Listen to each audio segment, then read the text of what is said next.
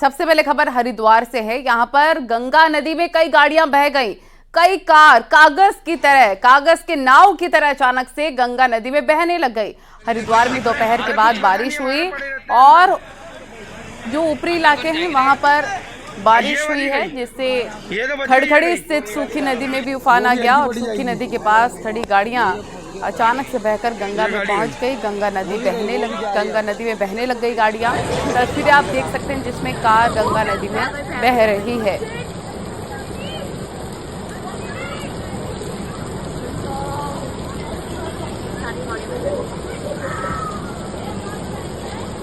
को सूचित किया जाता है कि बरसात की नदी का जल स्तर बढ़ गया है, इसलिए जल स्तर से दूर रहें और नदी के किनारे से दूर रहें। नहाते समय ध्यान रखें पानी का। बारिश पहले थोड़ा धीरे धीरे बारिश शुरू हुई, एकदम तेज बारिश हुई। जब हमने वहाँ देखा तो तब तक जो है सारी गाड़ियाँ बह रही थी, बहुत सारी गाड़ियाँ हमारी गाड़ियों में बही। जी जी, मेरे लगभग कितनी गाड़ी थी और आपकी? ये 8-9 गाड़ियाँ बही होगी। अच्छा, आपकी भी गाड़ी थी? मेरी नहीं, जिया जी की थी। तो किस तरह का दृश्य था, कैसे भाई, कहाँ से पानी एकदम बाढ़ आई ऊपर से। कुछ लोग जो है 1-2 गाड़ियाँ हटवाई हुई लोगों ने वहाँ पर। उतने में बहुत तेज बारिश आई जिससे सारी एक साथ बही। बहुत तेज बारिश आई, लेकिन बस गाड़ी खड़ी थी। मुझे तो पता नहीं चला कब गई। मुझे लोगों का फ़ोन आया मेरे कि तुम्हारी गाड़ी इधर आ रही है, तो मैं दौड़ के इधर आया। लेकिन मैं तो रस्सी भी लेके आया कि कुछ करेंगे, लेकिन पानी कम नहीं हो रहा। जी हाँ। कितनी गाड़ियाँ थी, कैसे बह गई, कहाँ लगाई? यो जी आगे एक रैंप सा है, इस पे था। मेरी गाड़ी तो काफ़ी इधर थी, फिर भी उसके बावजूद भी चली गई। हरिद्वार में सीजन की पहली बारिश आफत लेकर आई है। बरसाती नदी में अचानक पानी आ जाने से वहां पास में खड़ी हुई कई गाड़ियां कागज़ की नाव की तरह बह गई और सभी गाड़ियां बहती हुई हरकी पैड़ी की ओर चली गई। ये पूरी जो घटना है खड़खड़ी शमशान घाट के पास की है। वहाँ बहने वाली सूखी नदी जो पूरे साल भर सूखी रहती है, लेकिन बरसात का पानी उसमें चलता है। आज हरिद्वार में जैसे ही अचानक तेज़ बारिश आई दोपहर के वक्त, वहाँ खड़ी हुई सभी गाड़ियाँ कागज़ की नाव की तरह बह गई। कागज़ की नाव की तरह जैसे ही गाड़ियाँ बहने लगी, वहाँ पर मौके पर पूरी तरह से अफरा तफरी मच गई। गाड़ियों के जो मालिक थे वो भी खड़े हुए देखते रह गए कि कहाँ ये गाड़ी किस तरह से बह गई है। इस वक्त हम शमशान घाट हरकी पैड़ी पर शमशान घाट पर मौजूद हैं खड़खड़ी के, और यहाँ पर देखा जा सकता है कि ये जो 2 गाड़ियाँ हैं अभी यहाँ पर फंसी हुई हैं और एक तीसरी गाड़ी जो कि थोड़ी दूरी पर आगे फंसी हुई है। और जो लोग हैं, जो गाड़ी के जो मालिक हैं या उनके साथ आए हुए जो लोग हैं या स्थानीय लोगों की भीड़ यहाँ पर जमा है और इंतज़ार किया जा रहा है कि कैसे इन गाड़ियों को यहाँ से बाहर निकाला जाए। स्थानीय पुलिस भी यहाँ पर मौजूद है और SDRF की टीम का यहाँ पर इंतजार किया जा रहा है। क्रेन का इंतजार यहाँ पर किया जा रहा है। जल्द से जल्द मशीनों को बुलाकर इन गाड़ियों को यहाँ से बाहर निकाला जाएगा। न्यूज़ 18 पुलकेश शुक्ला, हरिद्वार। देहरादून में भी आज शाम खूब बारिश हुई और अब बारिश से लोगों को काफी राहत मिली है, लेकिन कई इलाकों में जल जमाव की स्थिति आ गई है तो कई जगह रोड धंस गई है। मॉनसून की पहली बारिश में स्मार्ट सिटी की सड़कें कई जगह से धंसती हुई नजर आई हैं। ट्रक भी गिर बड़े बड़े गड्ढे हो गए हैं, गाड़ियां भी फंस गई हैं। गाड़ियों को निकालने के लिए JCB की मदद लेनी पड़ी है। तस्वीरें इंदिरा नगर की, जहां स्मार्ट सिटी के कामों के बाद सड़क का क्या हाल है आप खुद देख सकते हैं।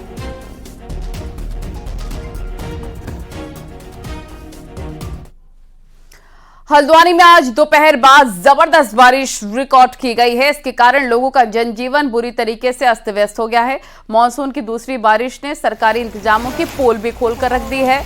बरसात का जो पानी नालियों में बहाना था वो सड़कों पर बहता नजर आया। यही नहीं, नदी नाले भी उफान पर नजर आए।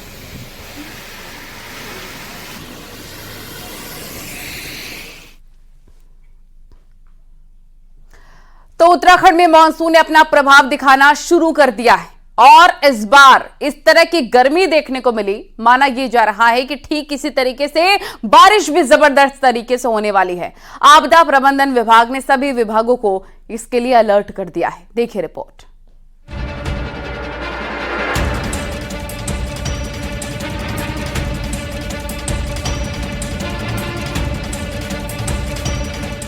उत्तराखंड में इस बार गर्मी ने सारे रिकॉर्ड तोड़े। पारा 42 और 42 डिग्री के पार भी पहुंचा। मौसम वैज्ञानिकों का कहना है कि इस बार मानसून भी इतनी ही तेजी के साथ अपना प्रभाव दिखा सकता है। 27 जून को मानसून की एंट्री होते ये सच भी साबित हुआ। चंपावत के बनबसा में 24 घंटे में तब 71 मिलीमीटर बारिश रिकॉर्ड की गई। हरिद्वार में शनिवार को इस सीजन की पहली बारिश ने ही कहर ढा दिया। उफान पर आई नदी के कारण कई गाड़ियां गंगा नदी में बह गई। आपदा प्रबंधन विभाग भी मौसम के इस बदलते पैटर्न को लेकर अलर्ट मोड पर है। सचिव आपदा प्रबंधन का कहना है कि सिंचाई विभाग से लेकर पीडब्ल्यूडी और संबंधित विभागों को पहले ही अपनी तैयारियां पूरी रखने के निर्देश जारी कर दिए हैं। एनडीआरएफ, एसडीआरएफ को भी जरूरी साजो सामान की जरूरत थी, उन्हें उपलब्ध कराए जा चुके हैं। किसी भी इमरजेंसी कंडीशन से निपटने के लिए 39 जगह एसडीआरएफ और 7 जगह एनडीआरएफ की तैनाती कर दी गई है। कुछ ऐसा समय आएगा जिसमें कि बहुत ज्यादा बारिश होने की संभावना है, तभी जो है ओवरऑल बराबर होगी, जो बैलेंस है वो क्रिएट होगी, जितना अपेक्षित है उतना होगी। इसको देखते हुए हमारी तैयारी ज्यादा महत्वपूर्ण हो जाती है। बारिश तो होगी अपनी जगह, हम फ्लड के सिचुएशन भी क्रिएट होंगे, कहीं थोड़े लैंडस्लाइड भी होंगे, तो उसके लिए हमें किस तरह से रिस्पॉन्ड करना है वो बहुत महत्वपूर्ण है। पहाड़ में देखिए कुछ क्रॉनिक लैंडस्लाइड एरियाज हैं जहां पे हम लोग हमेशा मशीनें अपनी प्लेस करते हैं, जिससे कि या जो आवागमन है ज़्यादा टाइम तक के लिए बाधित नहीं हो बारिश की वजह से। कुछ नए एरियाज डेवलप होते हैं जिनके लिए हमको फिर आसपास से मशीन मोबिलाइज करनी होती हैं।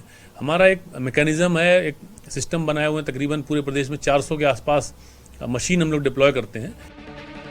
मौसम विभाग ने 30 जून के लिए हरिद्वार, देहरादून, बागेश्वर, नैनीताल के लिए बारिश का ऑरेंज अलर्ट जारी किया है, जबकि 1 जुलाई से 3 जुलाई तक भारी से भारी बारिश का अलर्ट है।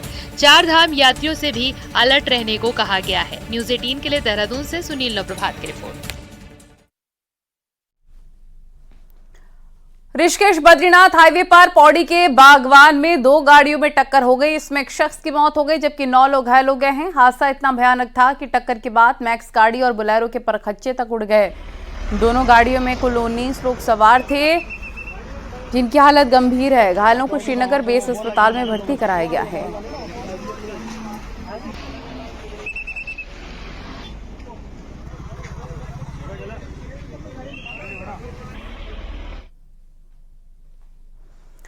चमोली में बद्रीनाथ नेशनल हाईवे पर हादसा हुआ है। यहां पर हाथी पर्वत पर उमा देवी के पास बस और बैंक्स की जबरदस्त भीषण टक्कर हो गई है।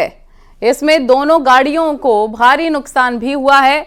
गनीमत रही कि हादसे में सभी यात्री सेफ हैं। तस्वीरों में आप देख सकते हैं हादसे के वक्त दोनों गाड़ियों की क्या हालत हुई।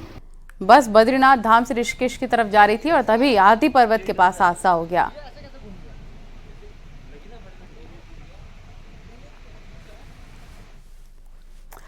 अगर आप भी पनीर और पनीर से बनने वाले आइटम्स के शौकीन हैं तो सावधान हो जाइए, क्योंकि कहीं आप पनीर के नाम पर धीमा जहर तो नहीं खा रहे हैं, यानी कि स्लो पॉइजन। अब ऐसा हम क्यों कह रहे हैं, इस रिपोर्ट में देख लीजिए।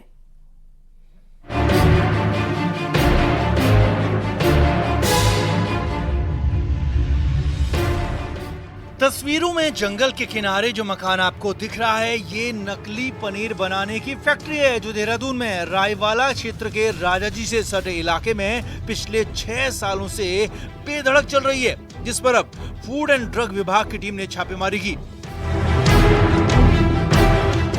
टीम ने करीब 2.5 लाख का नकली पनीर और नकली पनीर बनाने की सामग्री भी जब्त की है। इस फैक्ट्री से बनने वाला नकली पनीर ऋषिकेश से लगे इलाकों के साथ ही नरेंद्र नगर तक भेजा जाता है और ये फैक्ट्री हर दिन में 6 से 10 क्विंटल नकली पनीर तैयार करती है।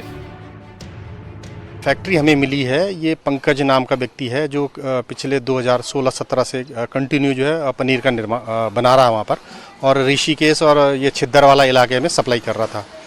लेकिन इसके पास मौके में जो सामान मिला है वो संदिग्ध है और संदेह के आधार पे हमने उसके 5 नमूने जांच के लिए लिए, क्योंकि हमें मौके पे जो है पाम ऑयल मिला है, एसिटिक एसिड मिला हुआ है और कई सारी जो छोटी मोटी चीज़ें जो कि पनीर में नहीं मिलाई जानी चाहिए वो मिली हैं। एफडीए के अधिकारियों का कहना है कि नकली पनीर बनाने के लिए फैक्ट्री मालिक अरारोट, एसिटिक एसिड और पाम ऑयल का इस्तेमाल करते हैं, जो सेहत के लिए बेहद ज्यादा हानिकारक है और इसे ज्यादा मात्रा में खाने से तमाम बीमारियां हो जाती हैं, यहाँ तक कि दिल को भी दिक्कत हो सकती है। पहले भी नकली पनीर और नकली मावे पर कई जगहों पर कार्रवाई हो चुकी है, लेकिन सबसे बड़ा सवाल यही है कि राजधानी देहरादून में अफसरों की नाक के नीचे 6 साल से नकली पनीर बनाने की फैक्ट्री आखिर चल कैसे रही थी। देहरादून से न्यूज़ 18 के लिए सत्येंद्र बर्तवाल की रिपोर्ट।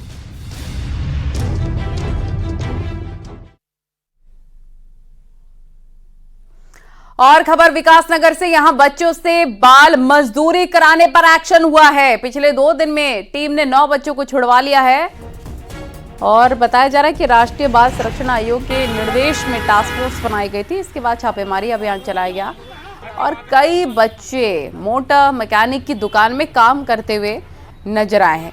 कुछ बच्चों को अन्य दुकानों पर भी काम करवाया जा रहा था। अब इनके परिजनों को बुलाकर काउंसलिंग की जाएगी। पुलिस ने सख्त चेतावनी दी है कि जिस भी दुकान पर आगे से बच्चे काम करते नजर आएंगे उन पर भी केस दर्ज किया जाएगा।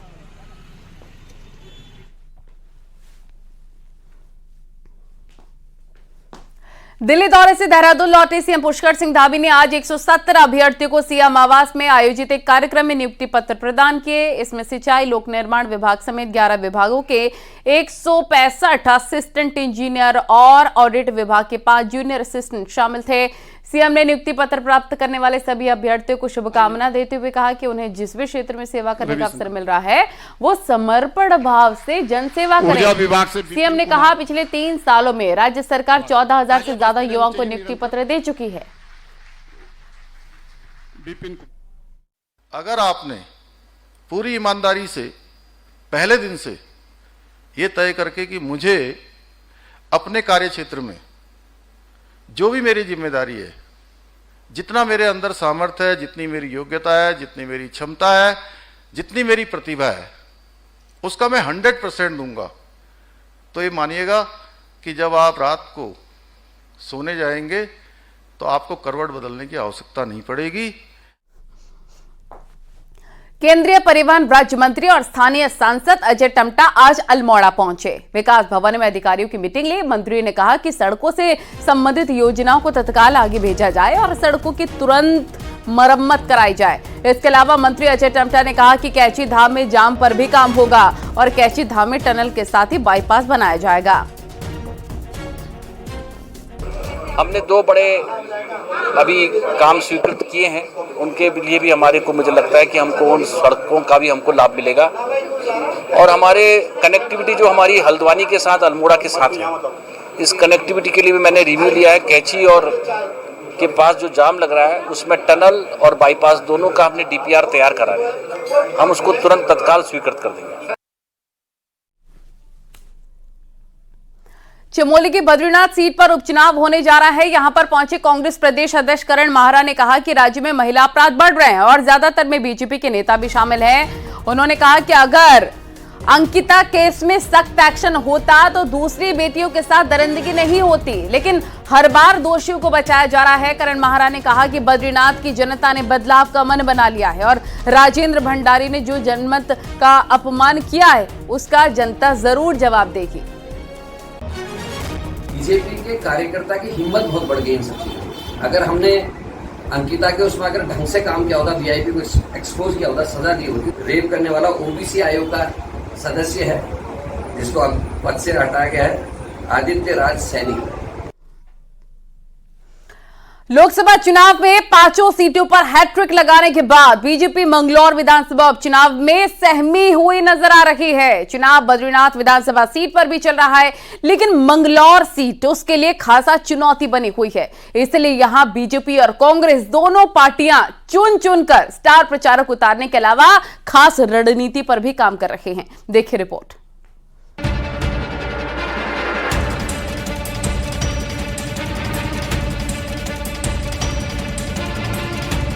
बद्रीनाथ और मंगलौर में उपचुनाव के लिए 8 जुलाई को प्रचार थम जाएगा।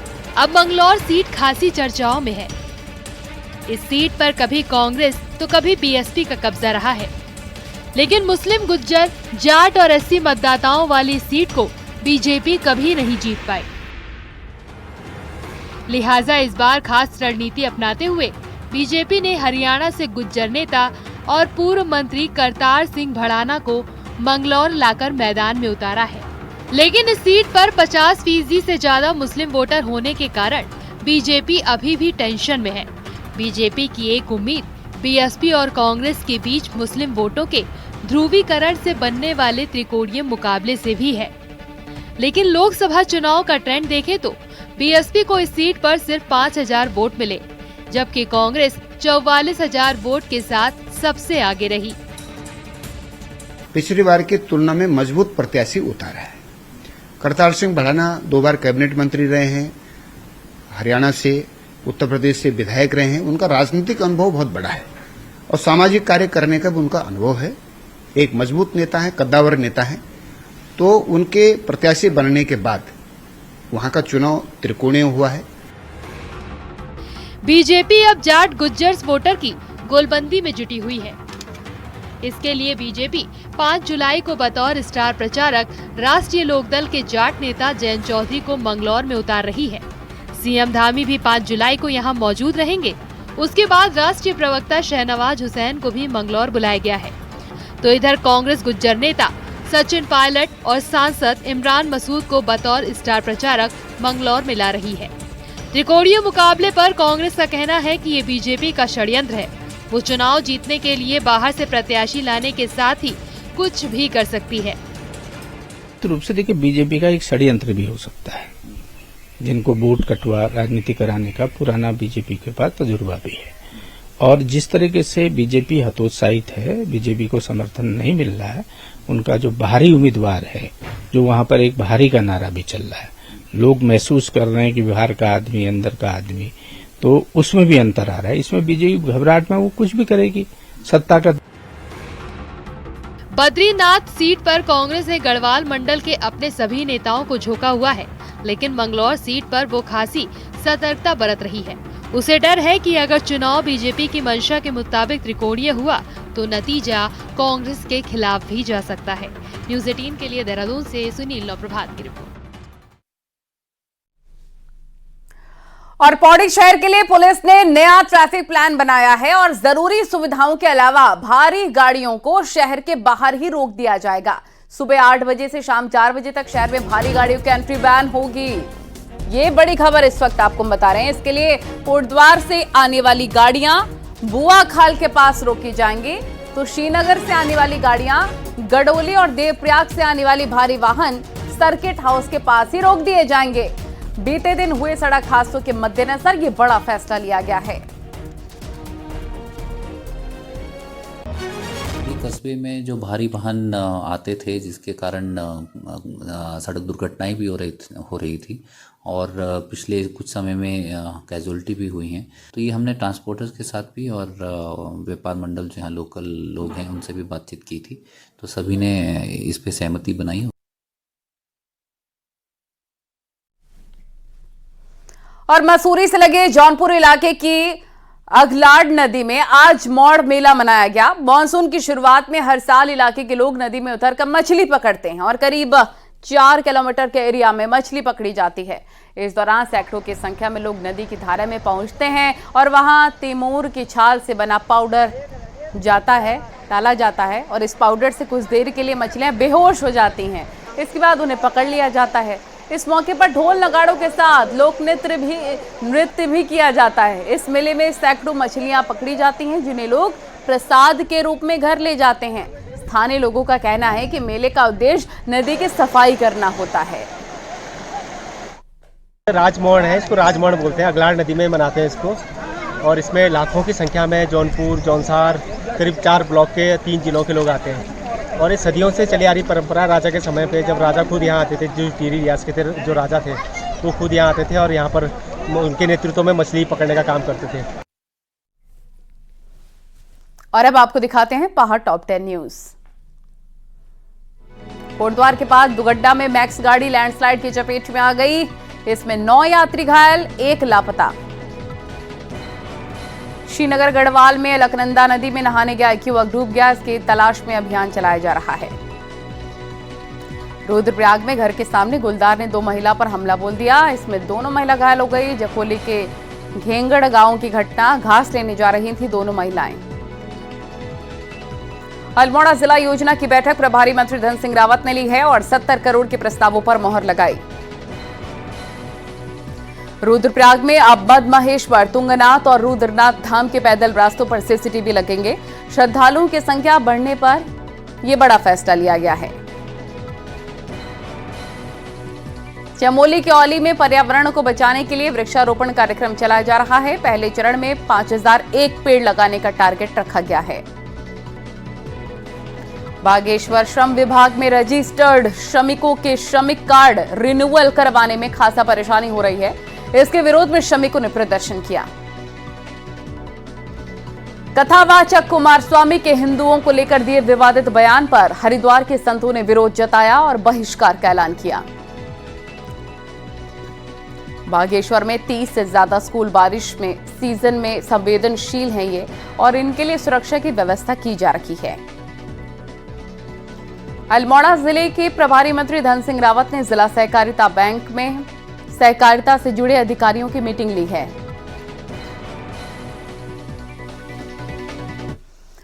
और 1 जुलाई से देश में 3 नए कानून लागू होने जा रहे हैं। इसमें भारतीय न्याय संहिता, भारतीय नागरिक सुरक्षा संहिता एवं भारतीय साक्ष्य अधिनियम शामिल हैं। इसी को लेकर गृह विभाग ने मुख्यमंत्री पुष्कर सिंह धामी के सामने प्रेजेंटेशन दिया है।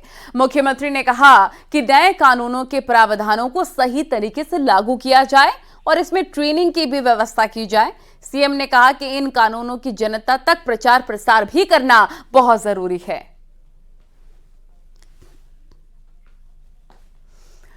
और देहरादून नगर निगम में सफाई कर्मचारियों के नाम पर बड़ा घपला सामने आया है, जिसकी अब जांच की पुष्टि हो रही है। असल में बिना कर्मचारियों की नियुक्ति के ही वेतन निकाल लिया गया। इनकी जांच स्वास्थ्य अधिकारी को सौंप दी गई थी और अब जांच में धांधली की पुष्टि हुई है। हालांकि कुछ जगहों पर नगर आयुक्त ने डिटेल रिपोर्ट मांगी है और अगले 1 हफ्ते में डिटेल रिपोर्ट देने को कहा है।